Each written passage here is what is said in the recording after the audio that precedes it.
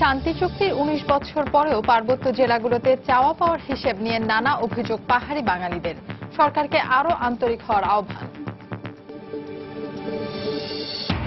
Narayanganj city নির্বাচনে ৮ mayor প্রার্থীর মধ্যে আলোচনায় শুধু আওয়ামী লীগ ও বিএনপি প্রার্থী। দলীয় কোন্দরে বাধা আইভীর, অভিজ্ঞতায় পিছিয়ে সাখাওয়াত। বিশ্লেষণ ভোটারদের। রোহিঙ্গাদের জন্য উখিয়া ক্যাম্পে নতুন ঘর, টাকার বিনিময়ে আশ্রয় দিচ্ছে প্রভাবশালীরা। মিয়ানমারের অবস্থা পরিদর্শনে রাখাইনে কফি আনান। তৈরি পোশাক ও সেবা খাতে বিদেশে নারী শ্রমিক পাঠানোর উদ্যোগ প্রবাসী কল্যাণ মন্ত্রণালয়ের। হয়রানি বন্ধে যথাযথ প্রশিক্ষণ দেওয়ার পরামর্শ বিশেষজ্ঞদের। এবং প্রশাসনের আশ্বাসে উত্তরের ১৬ জেলার ট্রাক লরি ধর্মঘট স্থগিত। পর্যায়ক্রমে দাবি মেনে নেয়ার ঘোষণা বিভাগীয় কমিশনারের।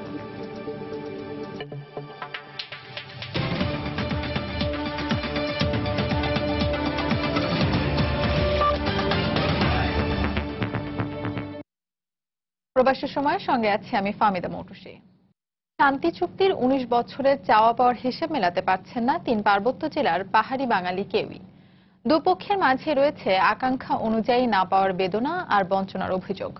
শান্তি চুক্তির ৭২টি ধারার মধ্যে ৪৮টি বাস্তবায়নের পাশাপাশি বাকিগুলো বাস্তবায়নের পথে বলে দাবি আওয়ামী লীগের।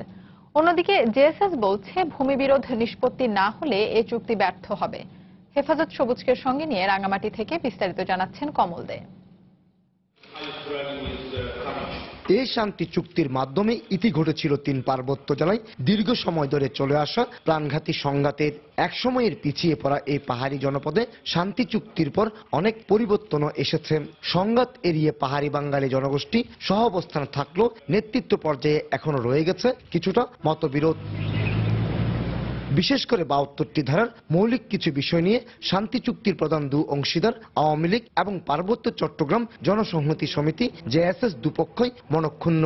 এখনো পর্যন্ত মূলত জেলা পরিষদ এবং আঞ্চলিক পরিষদকে অথর্ব করে রাখা হয়েছে। তাহলে চুক্তিটা হলো কেন?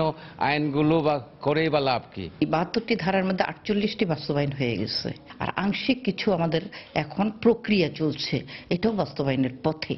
এক্ষেত্রে চুক্তি অনুযায়ী পার্বত্য ভূমি বিরোধ নিষ্পত্তির মাধ্যমে সব সমস্যার সমাধান সম্ভব বলে মনে করছে আদিবাসী ফোরাম। কিন্তু পার্বত্য এলাকায় বাঙালিদের অধিকার নিয়ে কাজ করা সম অধিকার আন্দোলন তা মানছে না। যে উদ্দেশ্যে শান্তি চুক্তি তার একটা অন্যতম হল ভূমি বিরোধ নিষ্পত্তি। তো ভূমি বিরোধ নিষ্পত্তি সাথে সাথে জেলা পরিষদ এবং আঞ্চলিক পরিষদের যে প্রবিধানমালা করা, তারপরে নির্বাচন করা, সেগুলো তো এখন হয়নি। একটা চাকরি করতে গেলে বাঙালিদের কোনো কোঠা নেই। কোঠা বলতে গেলেই সবই তাদের অধিকারও তাদের, মানে যেখানেই যান সেখানে বাঙালি বলতে কোনো শব্দই উচ্চারণ করা যাবে না।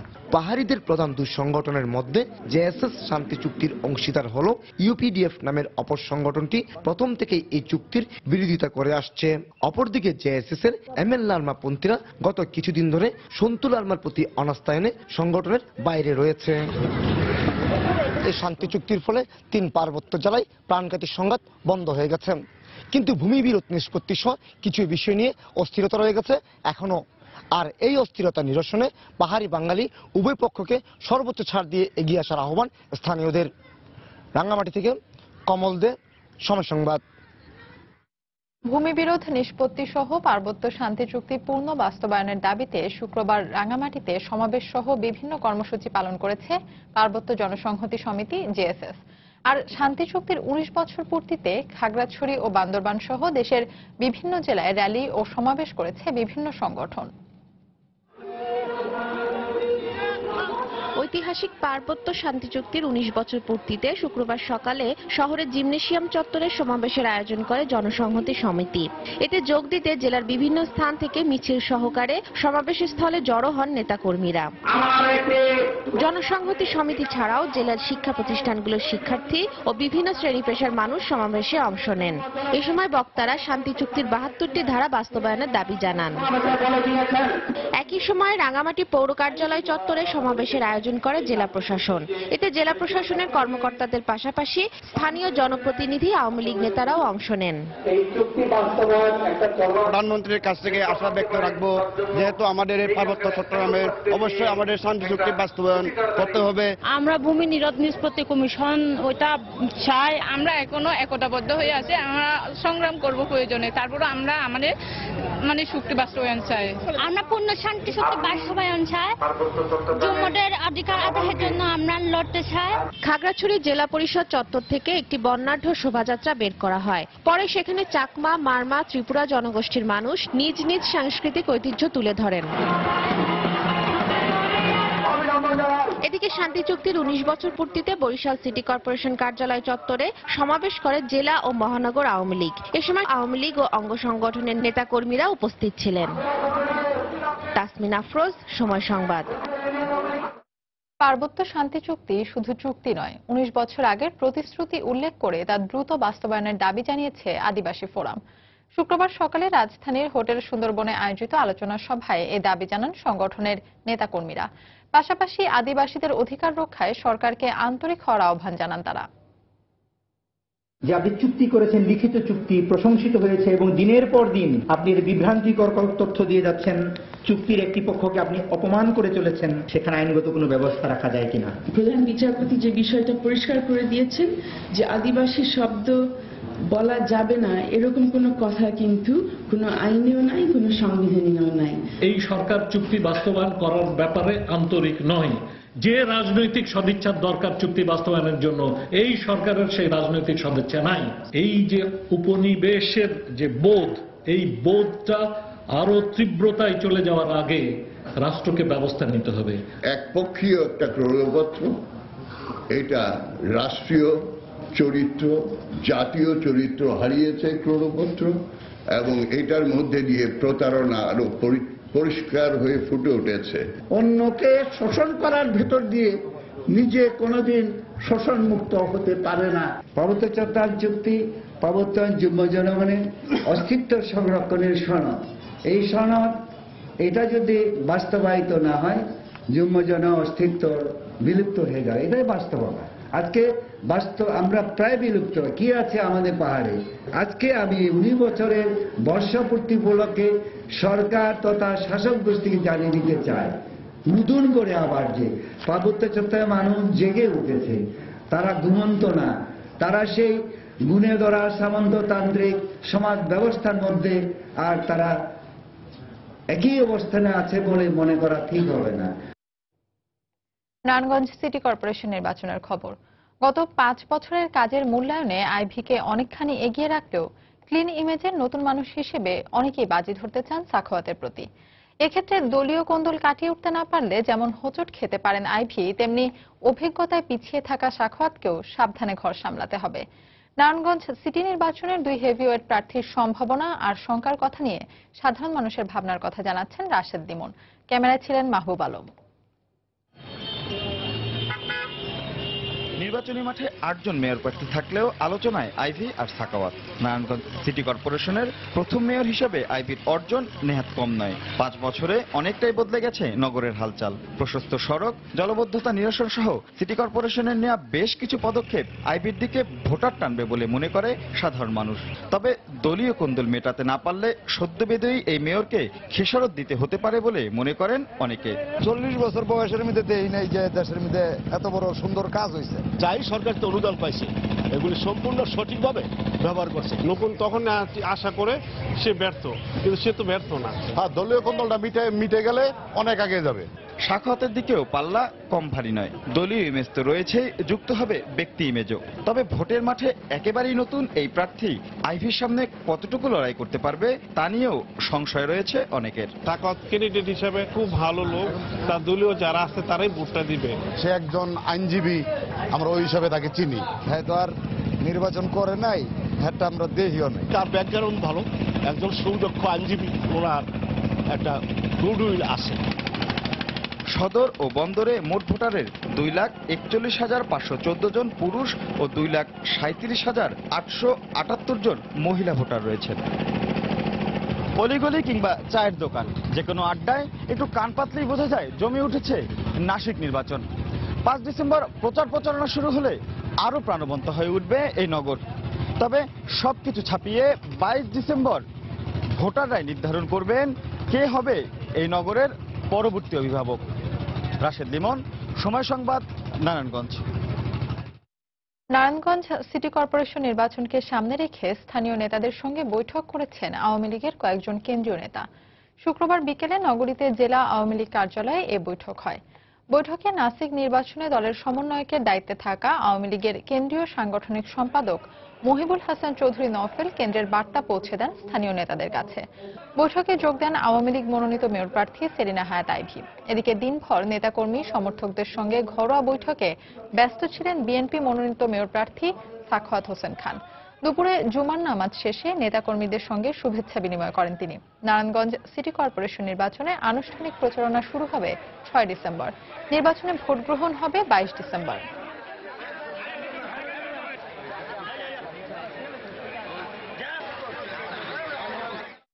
প্রবাসী সময় আরো থাকছে।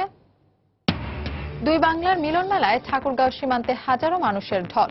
দীর্ঘদিন পর প্রিয়জনের সান্নিধ্যে আবেগ আপ্লুত সবাই। হাঙ্গেরির বুদাপেস্টে অনুষ্ঠিত ওয়াটার সামিট 2016 নিয়ে শনিবার বিকেল 4টায় গণভবনে সংবাদ সম্মেলন করবেন প্রধানমন্ত্রী শেখ হাসিনা। এক প্রেস বিজ্ঞপ্তিতে বিষয়টি নিশ্চিত করেছেন প্রধানমন্ত্রীর প্রেস সচিব ইহসানুল করিম। হাঙ্গেরিতে অনুষ্ঠিত ওয়াটার সামিটে যোগ দিয়ে 4 দিনের সরকারি সফর শেষে বুধবার রাতে দেশে ফিরেছেন প্রধানমন্ত্রী। ওয়াটার সামিটের উদ্বোধনী পর্ব এবং উচ্চ পর্যায়ের প্যানেল বৈঠকে পানির সুষম বন্টন ও পানি ব্যবস্থাপনা নিয়ে ভাষণ দেন শেখ হাসিনা। এছাড়া হাঙ্গেরির সঙ্গে বাংলাদেশের 3টি সমঝোতা স্মারকও স্বাক্ষরিত হয় এ সফরে। এসব বিষয় নিয়ে সংবাদ সম্মেলনে সাংবাদিকদের প্রশ্নের উত্তর দেবেন প্রধানমন্ত্রী শেখ হাসিনা।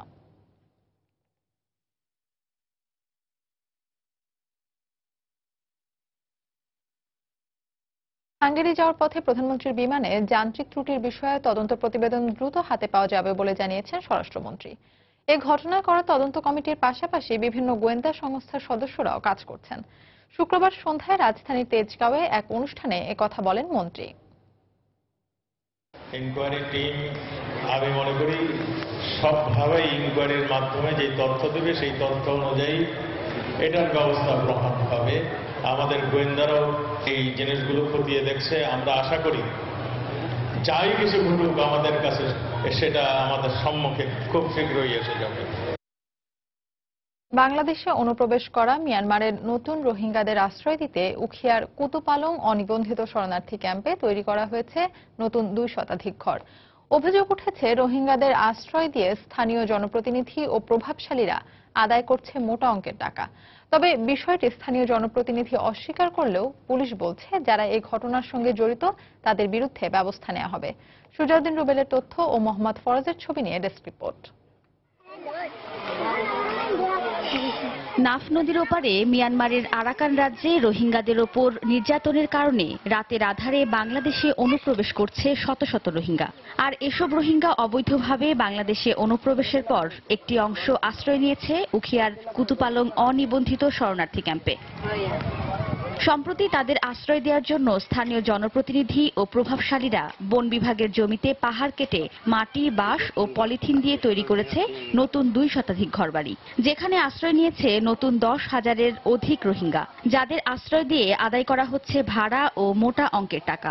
আমরা যদি একটু বাসা লই তাহলে টাকা দিতে হবে, টাকা যদি না দিই তাহলে আমরা বার করে দিই। মাঝে বাসা কিনা করে আর হিন্দুলি আর হনবতা আপাতত কি এরা এসে ডিস্টার্ব করে। বাড়ির ভিতরে বসতে না দিলে ওই অবৈধ জিনিস খাওয়ার জন্য বসতে না দিলে মারধর করে।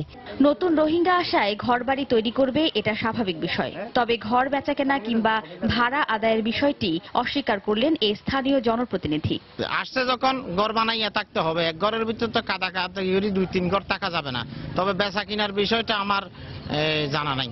তবে পুলিশ বলছে যারা রোহিঙ্গাদের আশ্রয় প্রশ্রয় ও বন বিভাগের জমি দখল করে অর্থ আদায় করছে তাদের বিরুদ্ধে ব্যবস্থা নেওয়া হবে। যারা আশ্রয় প্রশ্রয় বা দখল করে দেওয়ার ব্যাপারে তথ্য দিচ্ছে, যারা জড়িত আছে দালাল চক্রের মতন লোক, যথাযথ তথ্য প্রমাণের ভিত্তিতে তাদের বিরুদ্ধে ব্যবস্থা গ্রহণ করা হবে। উখিয়ার কুতুপালং শরণার্থী ক্যাম্পে নিবন্ধিত রোহিঙ্গা রয়েছে 15,000, আর তার পাশে বন বিভাগের জমিতে অনিবন্ধিত ক্যাম্পে আশ্রয় নিয়েছে প্রায় লক্ষাধিক রোহিঙ্গা। সময় সংবাদ, কক্সবাজার। কক্সবাজারের টেকনাফের নাফ নদী থেকে মিয়ানমারের রোহিঙ্গাবাহী 6টি নৌকা ফেরত পাঠিয়েছে বর্ডার গার্ড বাংলাদেশ বিজিবি। শুক্রবার ভোর থেকে সকাল 10টা পর্যন্ত নাফ নদীর বিভিন্ন পয়েন্ট দিয়ে অনুপ্রবেশের সময় নৌকাগুলোকে ফেরত পাঠানো হয়। বিজিবি জানায়, প্রতিদিনই মিয়ানমার থেকে ছোট ছোট নৌকা নিয়ে এদেশে প্রবেশের চেষ্টা করছে রোহিঙ্গারা। তবে সীমান্তে কঠোর নজরদারি অব্যাহত থাকার কারণে অনুপ্রবেশ করতে পারছে না তারা। শুক্রবার ফিরিয়ে দেওয়া 6টি নৌকায় প্রতিটিতে 12 থেকে 15 জন করে রোহিঙ্গা ছিল। এদিকে গত এক মাসে নাফ নদী থেকে বিভিন্ন পয়েন্ট দিয়ে প্রায় 2000 রোহিঙ্গাকে ফেরত পাঠানো হয় বলেও জানিয়েছে বিজিবি।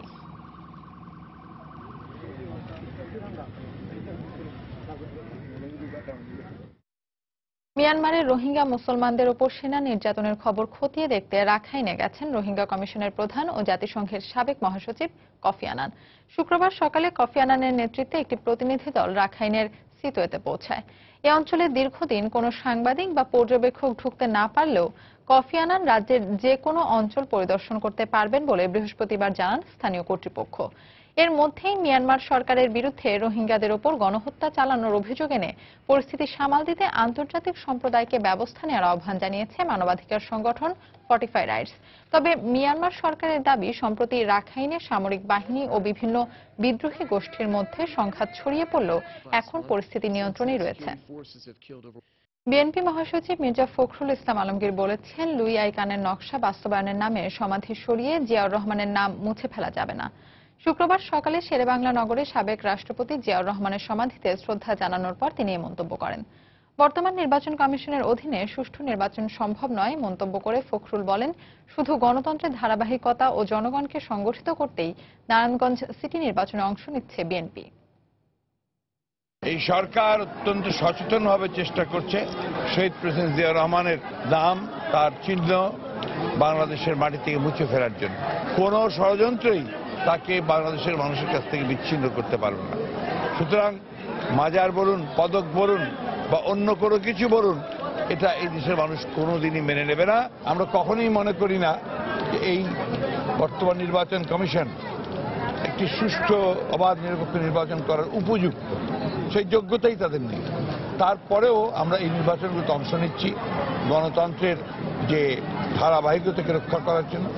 একই সঙ্গে আমরা আমাদের জনগণকে সংগঠিত করবার জন্য। বিভিন্ন দেশে নারী শ্রমিকের চাহিদা বাড়লেও এখনো বিদেশে গিয়ে তাদের নানা হয়রানি ও নির্যাতনের শিকার হতে হয়। হয়রানি এড়াতে প্রশিক্ষণ সহ যথাযথ উদ্যোগ নেওয়ার পরামর্শ বিশেষজ্ঞদের। তারা বলছেন, নতুন বাজার সৃষ্টিতে শ্রম আমদানিকারক দেশের চাহিদা অনুসারেই নারী কর্মীদের প্রস্তুত করা দরকার। এদিকে গৃহকর্মীর পাশাপাশি তৈরি পোশাক ও সেবা খাতে দক্ষ নারী কর্মী পাঠানোর উদ্যোগ নেওয়ার কথা জানিয়েছে প্রবাসী কল্যাণ মন্ত্রণালয়। সরকারি হিসেব মতে 1991 সালের পর থেকে বিভিন্ন দেশে অভিবাসী বাংলাদেশি নারী কর্মীর সংখ্যা প্রায় 5,56,000। এর মধ্যে সবচেয়ে বেশি 1,22,000 নারী কাজ করেন সংযুক্ত আরব আমিরাতে। এছাড়া সৌদি আরবে 1,10,000, জর্ডানে 1,06,000, লেবাননে 1,02,000 এবং ওমানে কাজ করছেন 53,000 নারী কর্মী। এসব নারী শ্রমিক হয়রানির শিকার হলেও শ্রম অধিকার বিষয়ে সচেতনতার অভাবে প্রতিকার চাইতে পারেন না বলে অভিযোগ বিশেষজ্ঞদের। তাদের কাছে 24 ঘন্টার মধ্যে 18 ঘন্টা 20 ঘন্টা পরিশ্রম করতে হয়। 3তলা 4তলা একটা বড় লোকের বাড়ি একা সামলাতে হয়। সেক্সুয়াল হ্যারাসমেন্ট ইস্যু আছে, সেখানে তাদের স্বাস্থ্যগত ইস্যু, কমপ্লিকেশনস আছে, সাইকোলজিক্যাল প্রবলেম অনেক রকমের বেশি হয়। যারা উইমেন রাইটস ইস্যু নিয়ে প্রত্যেক দেশে কাজ করে তাদের সাথেও কিন্তু আমাদের লেবার অ্যাটাশেরা বা এমবেসি যোগাযোগ করতে রাখতে পারে। তাদের মতে বিদেশে পাড়ি জমানোর আগে যথাযথ প্রশিক্ষণের মাধ্যমেই এসব বিষয়ে কর্মীদের সচেতন করা উচিত। প্রত্যেক নারী কর্মীকে এখান থেকে খুব ভালোভাবে ট্রেনিং দিয়ে দিতে হবে এইসব বিষয়ে। তাদের অধিকারগুলো কি, তারা কোথায় কোথায় যোগাযোগ করবে, তাহলে কিন্তু আমরা অনেকভাবেই একটা চাপ সৃষ্টি করতে পারবো এবং তাদেরকে সুরক্ষার ব্যবস্থা করতে পারবো। তার ফোন ব্যবহার করতে দেওয়া, তার খাবার ঠিকমতো দেওয়া, তার মানসিক রিক্রিয়েশনের ব্যবস্থা করা, তার বেতনটা ব্যাংকের মাধ্যমে আসা, শারীরিক মানসিক কোনো ধরনের নির্যাতন করা যাবে না। অভিবাসী নারীর সংখ্যা বাড়তে থাকলেও তা কয়েকটি দেশের মধ্যেই সীমাবদ্ধ। বিশেষজ্ঞরা বলেছেন, জনশক্তি আমদানিকারক দেশের চাহিদা অনুসারে প্রস্তুত করা গেলে শুধু গৃহকর্মী নয়, বিশ্বের বিভিন্ন দেশে অন্যান্য পেশায়ও নিয়োজিত হতে পারেন এসব কর্মী। এসব জায়গায় আপনার নার্সের দরকার হবে, ক্লিনার দরকার হবে, খুব স্কিল সেমি স্কিল ওয়ার্কার টাইপের লোক দরকার হবে। কেউ যদি ট্রেন আপ হয়ে যদি যায়, আলটিমেটলি কিন্তু তার বেতন কিন্তু 3 গুণ বেশি হয়ে যায়। প্রবাসী কল্যাণ মন্ত্রণালয়ের অতিরিক্ত সচিব জানান, পুরনো ধ্যান ধারণা বদলে এখন থেকে অন্যান্য পেশায়ও দক্ষ নারী কর্মী পাঠানোর উদ্যোগ নিচ্ছে সরকার। গৃহকর্ম পেশায় আমরা লোক পাঠাচ্ছি, তার পাশাপাশি কাতার সরকার আগ্রহ ব্যক্ত করেছে যে তারা আমাদের এখান থেকে বিক্রয় কর্মী, সেবা খাতগুলিতে, আইটি সেক্টরে কিছু লেডি ওয়ার্কার এদেরকে নিয়ে যাবে। যোগ্য নারীকে যেন পাঠানো যায় সেজন্য প্রয়োজনীয় বিধিনিষেধ আরোপের পাশাপাশি প্রশিক্ষণ শেষে যাচাই বাছাইয়ের মাধ্যমেই নারী কর্মী পাঠাতে ব্যক্তিগতের ব্যবসায়ীদের নির্দেশনা দেওয়া হয়েছে বলে জানান প্রবাসী কল্যাণ সচিব। তারপরে প্রসূন আশিস, সময় সংবাদ, ঢাকা। প্রবাসের সময় আরো থাকছে, হাই ভোল্টেজ ম্যাচে চিটাগংকে 6 উইকেটে হারিয়ে পয়েন্ট টেবিলের শীর্ষস্থান ধরে রাখল ঢাকা। খুলনা টাইটান্সের বিপক্ষে 5 উইকেটের জয় কুমিল্লা ভিক্টোরিয়ান্সের। প্রশাসনের আশ্বাসে অনির্দিষ্টকালের ধর্মঘট স্থগিত করেছে ট্রাক, লরি ও কাভার্ড ভ্যান মালিক শ্রমিক ইউনিয়ন।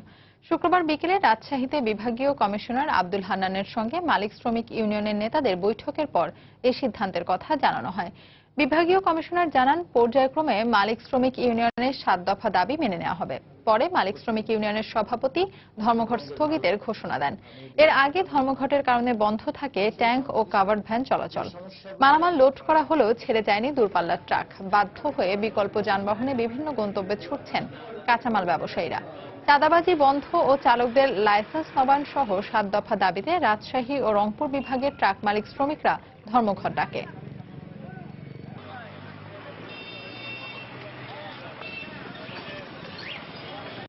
ডিআইজি মহোদয়, কমিশনার মহোদয় খুব সুন্দরভাবে আমাদেরকে কথাগুলো শুনছে এবং যে যে সমস্যা ওনাদের পক্ষে সমাধান করা সম্ভব সেগুলি কিন্তু টেবিলেই করে দিচ্ছে উনি। কর্মসূচি সম্মানিত নেতৃবৃন্দ এবং সম্মানিত নেতৃবৃন্দের পক্ষে ওনাদের সভাপতি এটি স্থগিত ঘোষণা করেছেন। ঠাকুরগাঁও সীমান্তে 2 বাংলার মিলন মেলায় হাজার হাজার মানুষের সমাগম ঘটে। হরিপুর উপজেলার চাপাসার ও কোচল সীমান্তে শুক্রবার দিনব্যাপী এই মেলার আয়োজন করে স্থানীয়রা। সকাল থেকেই হরিপুর সীমান্তের কাঁটাতারের দুপাশে জড়ো হন বিভিন্ন বয়সী হাজার হাজার নারী পুরুষ। দিনব্যাপী এই মিলন মেলায় দুদেশের মানুষ একে অন্যের খোঁজ খবর নেন। এ সময় তারা সীমান্তের ওপারের স্বজনদের জন্য নানা রকম খাবার ও উপহার সামগ্রী দেয়া নেয়া করেন। বছরের এই সময়ে প্রতি বছরই কালীপূজা উপলক্ষে 2 বাংলার মিলন মেলার আয়োজন করেন স্থানীয়রা। এই মেলাকে কেন্দ্র করে সেখানে বিভিন্ন পণ্যের পসরা নিয়ে বসেন দোকানিরা। গৃহায়ন ও গণপূর্ত মন্ত্রী ইঞ্জিনিয়ার মোশাররফ হোসেন জানিয়েছেন, ঢাকায় 1 লাখ অ্যাপার্টমেন্ট নির্মাণ করবে সরকার, যেখানে 25 বছরের জন্য মাত্র 8.5% সুদে ব্যাংক ঋণ নিয়ে ফ্ল্যাট কিনতে পারবেন সাধারণ মানুষ। শুক্রবার দুপুরে রাজধানীর বসুন্ধরা ইন্টারন্যাশনাল কনভেনশন সিটিতে হোম ফেস্ট ঢাকা 2016 উদ্বোধনী অনুষ্ঠানে একথা জানান তিনি।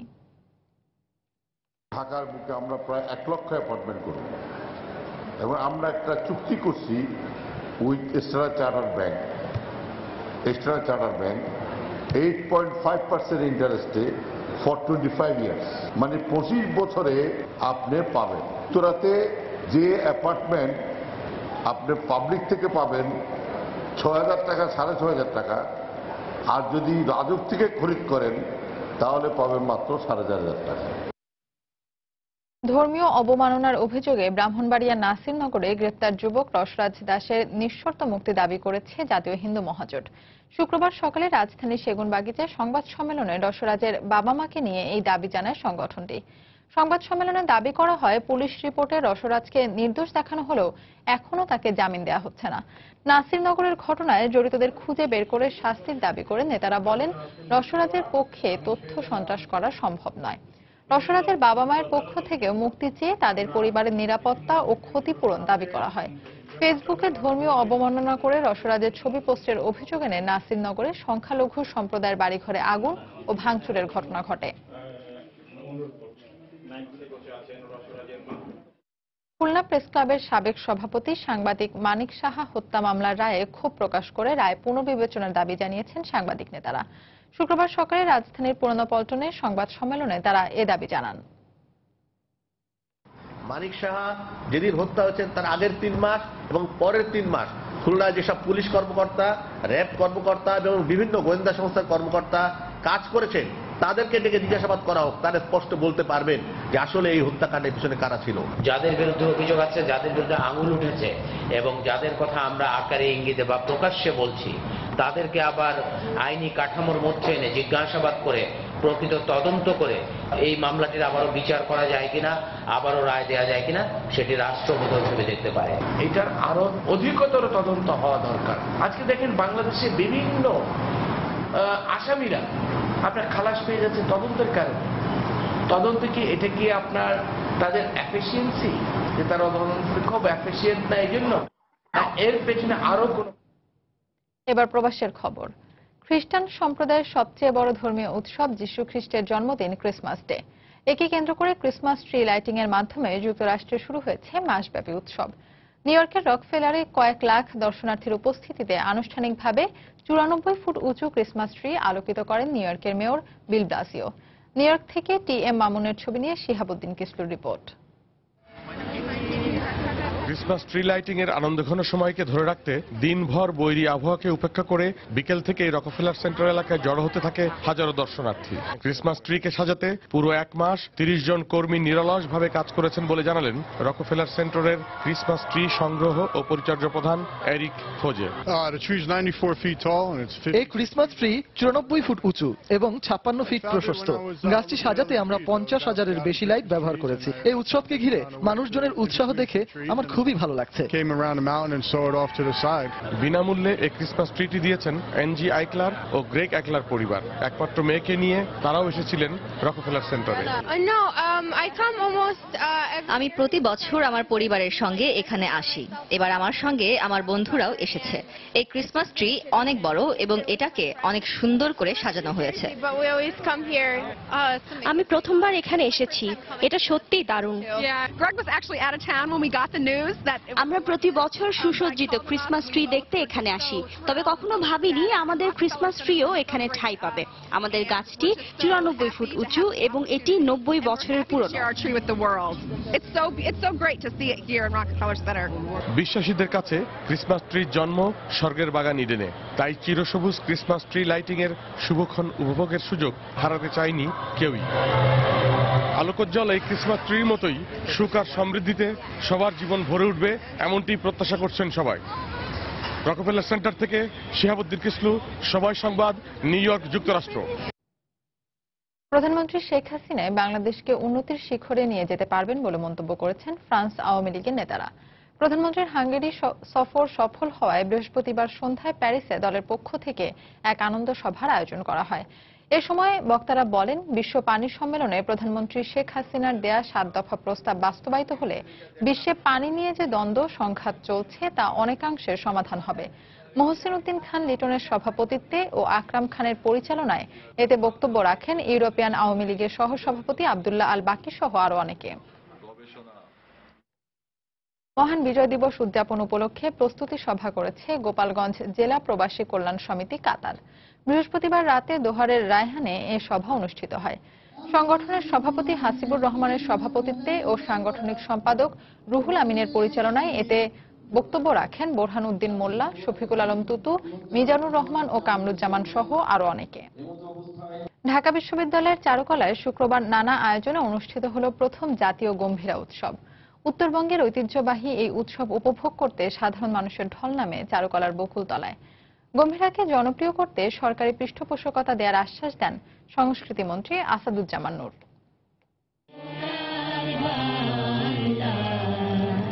শুক্রবার সন্ধ্যায় চারুকলার বকুলতলায় জাতীয় সঙ্গীতের মাধ্যমে শুরু হয় উৎসবের আনুষ্ঠানিকতা। এরপর চাঁপাইনবাবগঞ্জের ঐতিহ্যবাহী লোকজ সংস্কৃতি গম্ভীরা পরিবেশন করে একে একে 5টি দল। এতে ফুটে ওঠে সমাজ সচেতনতামূলক নানা বিষয়। জাতীয় পর্যায়ে প্রথমবারের মতো এমন উৎসব গম্ভীরাকে দেশ ও আন্তর্জাতিক পরিমণ্ডলে ছড়িয়ে দিবে বলে আশা প্রকাশ করেন বিশিষ্টজনরা। আমাদের এই মাটি থেকে আহরিত যেসব সংস্কৃতি আমাদেরকে বড় করেছে, আমাদেরকে শক্তিশালী করেছে, সেই সংস্কৃতিগুলোকে যত বেশি চর্চা চালিয়ে নেওয়া যায় ততই কিন্তু দেশের মঙ্গল। দেশের বিভিন্ন অঞ্চলে ছড়িয়ে থাকা নানা ধরনের লোকজ সংস্কৃতি সংরক্ষণে সরকার কাজ করছে বলে জানান সংস্কৃতি মন্ত্রী। গম্ভীরাকে কিভাবে আরো সমৃদ্ধ করা যায় এর চর্চা কিভাবে আরো বাড়ানো যায়, এটিকে কি করে আরো জনপ্রিয় করা যায় এবং সারা দেশে এটি প্রচার করা যায়, সেটি নিয়ে তারা যদি আমাদের সঙ্গে আলোচনা করেন এবং একটি প্রকল্প প্রস্তাব করেন, তাহলে সেটি নিয়ে আমরা কাজ করতে পারি। মঙ্গল শোভাযাত্রার মতো গম্ভীরাও একদিন বিশ্ব ঐতিহ্যের অংশ হবে বলে আশাবাদ ব্যক্ত করেন অনুষ্ঠানে আমন্ত্রিতরা। মুজাহিদ শুভ, সময় সংবাদ, ঢাকা।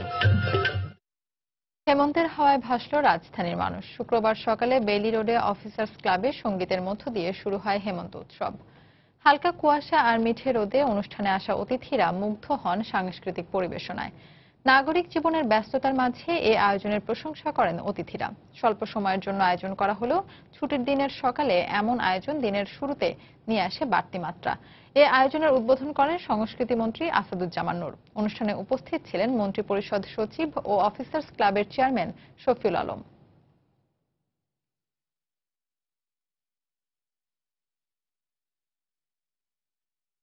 আলিয়াস প্রসেস দো ঢাকার লা গ্যালারিতে শুরু হয়েছে তরুণ চিত্রশিল্পী মঞ্জুরুল শিবলির একক চিত্র প্রদর্শনী। শুক্রবার বিকেলে অসময়ের গল্প শীর্ষক এই প্রদর্শনীর উদ্বোধন করেন ঢাকা বিশ্ববিদ্যালয়ের এমিরেটস অধ্যাপক আনিসুজ্জামান। এতে ঠাঁই পেয়েছে 35টি চিত্রকর্ম। প্রদর্শনী চলবে 10 ডিসেম্বর পর্যন্ত। সোমবার থেকে বৃহস্পতিবার বিকেল 3টা থেকে রাত 9টা পর্যন্ত সবার জন্য খোলা থাকবে প্রদর্শনী। শুক্র থেকে শনি সকাল 9টা থেকে দুপুর 12টা ও বিকেল 5টা থেকে রাত 8টা পর্যন্ত। প্রযুক্তির প্রভাবে মানুষের বিক্ষিপ্ত ও বিভ্রান্ত অবস্থার গল্প তুলে ধরা হয়েছে প্রদর্শনীতে।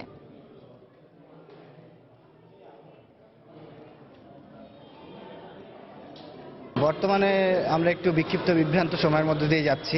টেকনোলজির কাছে আমাদের প্রাণ শক্তিটা নষ্ট হয়ে যাচ্ছে। আমরা কখনোই বিশ্বাস করি না যে আমাদের প্রাণ শক্তির চেয়ে টেকনোলজির শক্তি বেশি হতে পারে। বিক্ষিপ্ত এবং বিভ্রান্ত মানুষের অনুভূতিগুলোই আমি তুলে ধরার চেষ্টা করছি অসময়ের গল্পের মাধ্যমে। বিজয়ের 45 বছর লাল সবুজের মহোৎসবের দ্বিতীয় দিনে শুক্রবার রাজধানীতে মঞ্চস্থ হল নাটক রক্তপথ। প্রতিবাদ প্রতিরোধ শিরোনামে এ অনুষ্ঠানে নাটকটি মঞ্চস্থ করে প্রাচ্যনাট।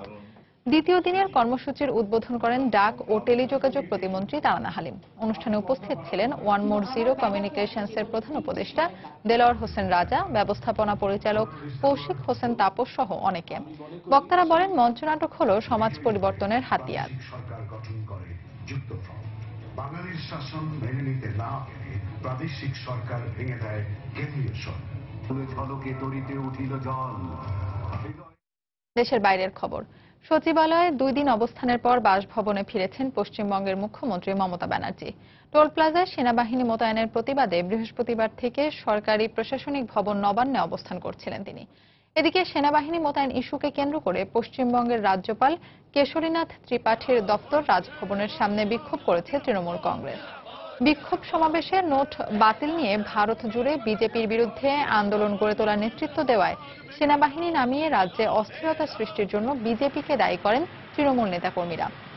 এদিকে সেনাবাহিনীর দাবি কলকাতা পুলিশকে জানিয়েই টোল প্লাজায় অবস্থান করছেন তারা। সেনাবাহিনী মোতায়েন নয়, বরং টোল প্লাজায় একটি সমীক্ষার কাজ করছেন বলে জানানো হয়।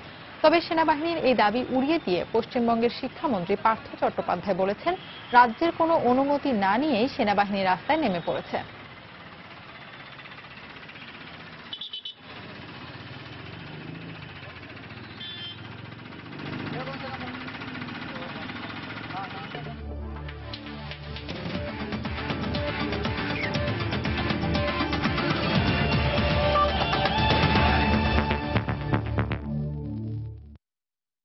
খেলার খবর। Bangladesh premier league cricket BPL এর খবর। হাই ভোল্টেজ ম্যাচে চিটাগাং ভাইকিংসকে 6 উইকেটে হারিয়েছে ঢাকা ডায়নামাইটস। এই জয়ে পয়েন্ট টেবিলের শীর্ষস্থান ধরে রাখল সাকিবরা। প্রথমে ব্যাট করে তামিমের 50-তে চিটাগাংয়ের সংগ্রহ দাঁড়ায় 134 রান। শুরুতে গেইল, বিজয়, জহুরুলকে হারিয়ে চাপে পড়ে চিটাগাং। অধিনায়ক তামিম শোয়েব মালিককে সঙ্গে নিয়ে 86 রানের জুটি গড়ে চাপ সামাল দেন। এই জুটিতে বড় সংগ্রহের পথে ছিল ভাইকিংস। মালিক 33 রানে আউট হওয়ার পর তামিম আউট হন 74 রানে। পরের ব্যাটসম্যানরা ভালো করতে না পারায় চিটাগংয়ের সংগ্রহ দাঁড়ায় 134 রান। 135 রানের সহজ লক্ষ্য তাড়া করতে নেমে শুরুতে ধাক্কা খায় সাকিবের দল। রানে থাকা মেহেদি মারুফ ফেরেন দলীয় 10 রানে। পরে সাঙ্গাকারা নাসিরকে নিয়ে শুরুর ধাক্কা সামাল দেওয়ার চেষ্টা করেন। নাসির আউট হলে সেই চেষ্টাও ব্যর্থ হয়। সাঙ্গাকারা খেলেন 35 রানের ইনিংস। আন্দ্রে রাসেলের অপরাজিত 18 বলে 31 এবং আলাউদ্দিন বাবুর অপরাজিত 33 রানের ঝোড়ো ইনিংসে সহজ জয় পায় ঢাকা। 27 রানে 3 উইকেট নিয়ে ম্যাচ সেরা হয়েছেন ডোয়াইন ব্রাভো।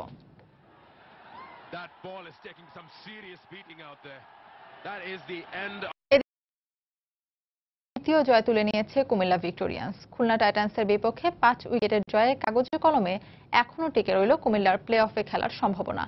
আগে ব্যাট করে 6 উইকেটে 141 রান সংগ্রহ করে খুলনা। জবাবে স্যামুয়েলসের অপরাজিত 50-তে 8 বল আগেই জয় নিশ্চিত হয় কুমিল্লা ভিক্টোরিয়ান্সের। ম্যাচ সেরা হয়েছেন কুমিল্লার স্যামুয়েলস। এ পর্যায়ে শীর্ষ সংবাদ জানিয়ে দিচ্ছি আরেকবার। শান্তি চুক্তির 19 বছর পরেও পার্বত্য জেলাগুলোতে চাওয়া পাওয়ার হিসেব নিয়ে নানা অভিযোগ পাহাড়ি বাঙালিদের। সরকারকে আরও আন্তরিক হওয়ার আহ্বান। নারায়ণগঞ্জ সিটি নির্বাচনে 8 মেয়র প্রার্থীর মধ্যে আলোচনায় শুধু আওয়ামী লীগ ও বিএনপি প্রার্থী। দলীয় কোন্দলি বাধা আইভির, অভিজ্ঞতায় পিছিয়ে সাখাওয়াত। বিশ্লেষণ ভোটারদের। রোহিঙ্গাদের জন্য উখিয়া ক্যাম্পে নতুন ঘর, টাকার বিনিময়ে আশ্রয় দিচ্ছে প্রভাবশালীরা। মিয়ানমারের অবস্থা পরিদর্শনে রাখাইনে কফি আনান।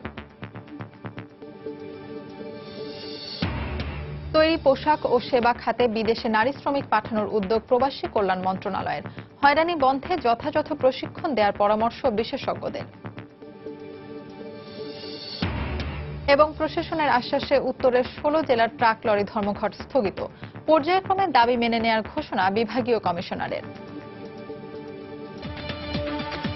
এই ছিল প্রবাসের সময়। যে কোনো খবর পেতে ভিজিট করুন সময়নিউজ.tv। যে কোনো বাংলা লিংক ও রবি নম্বর থেকে সময় সংবাদের খবর, অনুষ্ঠান সূচি জানতে এবং যে কোনো তথ্য সময় সংবাদকে জানাতে ডায়াল করুন 162 নম্বরে।